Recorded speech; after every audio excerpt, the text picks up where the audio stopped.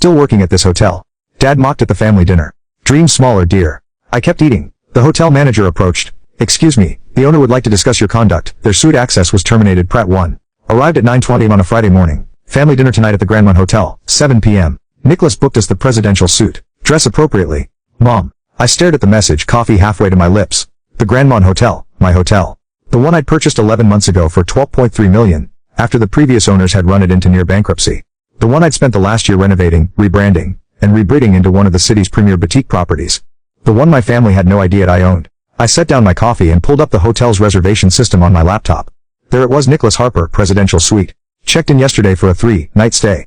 Rate $2,800 per night. My older brother Nicholas, staying in my hotel's most expensive accommodation. This was going to be interesting.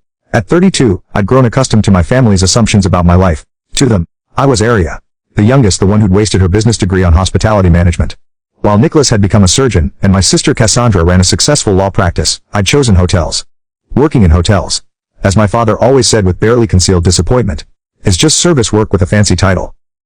What they didn't know was that I wasn't working in hotels. I owned them. 4 properties across 3 states, with a combined value of approximately $43 million.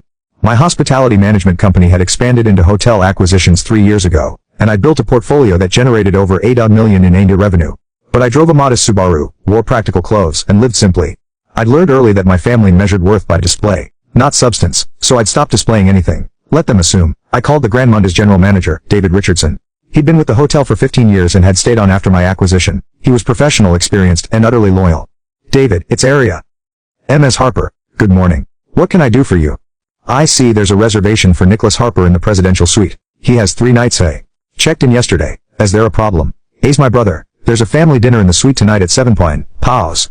Your brother doesn't know you own the hotel. No one in my family knows. I see. David's tone shifted, understanding immediately. How would you like us to handle this? Normally, for now. I'll be attending the dinner. Let's see how the evening unfolds. Understood. I'll brief the staff to be prepared for anything. Thank you, David. After hanging up, I reviewed the brand's recent performance metrics. Occupancy was up 34% since the acquisition. Guest satisfaction scores had climbed from 3.2 to 4.7 stars. The restaurant was now booking 2 weeks out.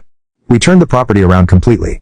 And tonight, my family would sit in the presidential suite, eating dinner in a hotel they assumed I merely worked at, with no idea they were in a property I owned. I arrived at the Grandmont at 6:45 p.m., parking in my reserved owner's spot in the underground garage. The spot Nicholas had probably assumed was for some faceless corporate entity. The hotel gleamed. We'd restored the 1920s Art Deco facade, updated all the rooms, and completely renovated the lobby. The crystal chandeliers I'd personally selected cast warm light across marble floors. David met me in the private hallway near my office. Your family arrived about 20 minutes ago. Your brother made several